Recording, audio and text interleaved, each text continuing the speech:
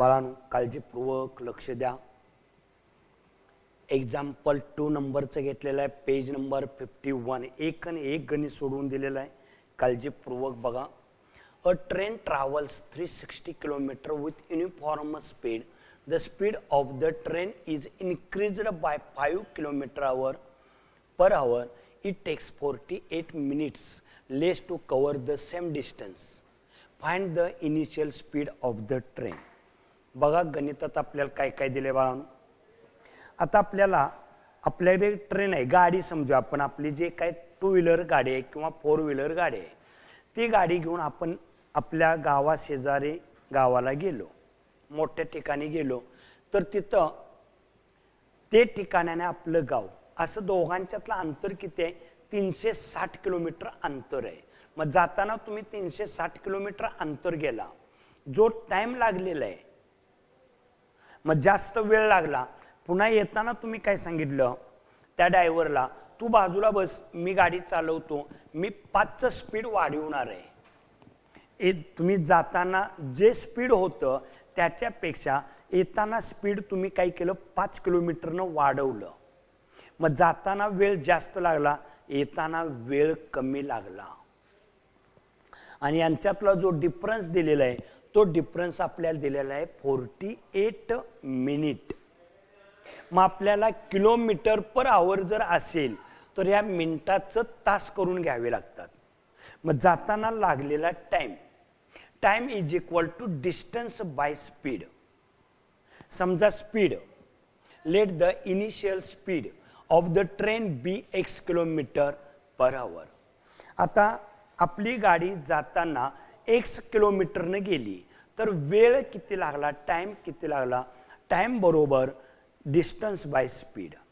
Distance किती आपल्याला? 360। Distance किती दिलेला आपल्याला? 360 दिलेला आहे, डिवायडेड बाय स्पीड। स्पीड किती आहे? x, म्हणजे 360 भागिले x जाताना लागलेला वेळ आणि येताना लागलेला वेळ। येताना तुम्ही स्पीड 5 वाढवलं, जाताना x होतं, येताना x अधिक 5 केलं, अंतर तेच आहे। मग आता टाइम बरोबर काय असणार? Distance by speed. डिस्टन्स पुन्हा येताना किती होतं? 360। स्पीड किती होतं? x + 5, म्हणजे येताना लागलेला वेळ 360 भागिले x अधिक 5। आणि ह्या दोन वेळातील फरक जो दिलेला आहे तो फरक दिलेला आहे 48 मिनिटाचा। म्हणजेच आपल्याला जाताना लागलेला वेळ किती आहे? 360 भागिले x वजा येताना लागलेला वेळ कमी आहे, किती? तर 360 भागिले x अधिक 5 बरोबर 48 मिनिटाचं तास केलं, 48/50। बा time to cover 360 kilometre is equal to distance by speed. म्हणजे जाताना लागलेला वेळ 360 भागिले x। आता येताना new speed is x + 5 kilometre per hour, म्हणजे येताना 5 अंतर वाढवलं, मग टाइम किती लागणार? डिस्टन्स बाय स्पीड, डिस्टन्स 360 भागिले x अधिक 5। मग आता आपल्याला हा वेळ जास्त आहे, हा वेळ कमी आहे। मग जास्त वेळातून कमी वेळ जर वजा केला तर 48 मिनिटं लागतात। मग 48 मिनिटाला 60 भागल्यानंतर हा तास तयार झाला। आणि इथून गणित व्यवस्थित कॅल्क्युलेशन लक्ष ठेवा।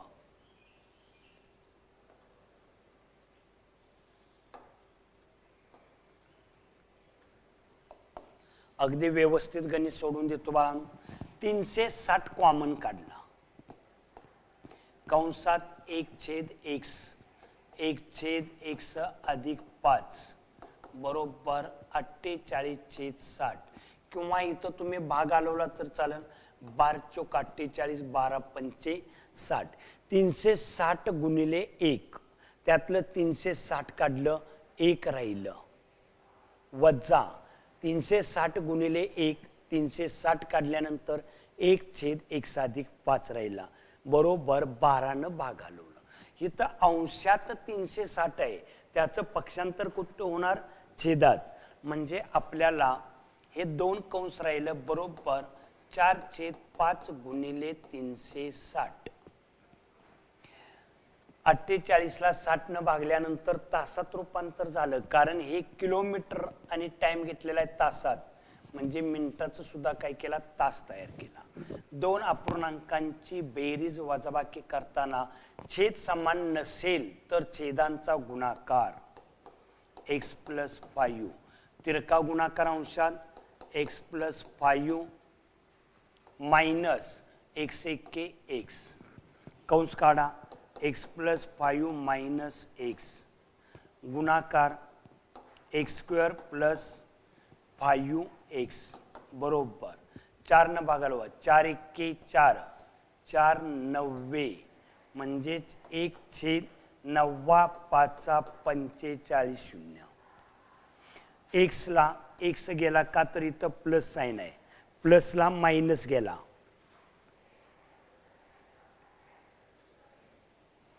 फायू इंटू 450 बरोबर भागलेला आहे त्यानं गुणलं, इकडं भागलेला आहे गुणलं, x² + 5x. इथं गुणाकार करून घेऊया, 0 5 5 25 5 20 2 22 x² 5x. आता आपण याला पलीकडे नेल्यानंतर x² + 5x पक्षांतर केलं -2250 बरोबर काय असणार, 0. म्हणजे आपल्याला क्वाड्रॅटिक इक्वेशन तयार झालेलं आहे. आता हे क्वाड्रॅटिक इक्वेशन सोडवायचं कसं, x² + 5x मायनस = 0. इथं किती असणार आहे, 1. ह्या दोघांचा गुणाकार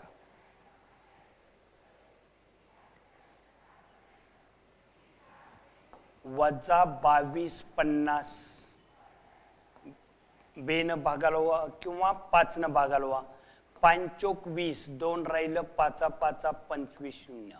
पुन्हा 5 न भागालवा, 5 ही मूळ संख्या आहे, मूळ संख्येशिवाय भाग घालवायचा नाही, घालवता येत नाही. कंपोजिट नंबर घेऊ नका, प्राइम नंबर घेतलं पाहिजे. 5 9 0, 5 1 5 4 5 40, 3 6 18, 3 2 1 1 1 1. आता 2 ग्रुप तयार करा, गुणाकाराचं 2 ग्रुप तयार असं करा बाळांनो की त्यांच्यातील बेरीज किंवा वजाबाकी 5 आलं पाहिजे.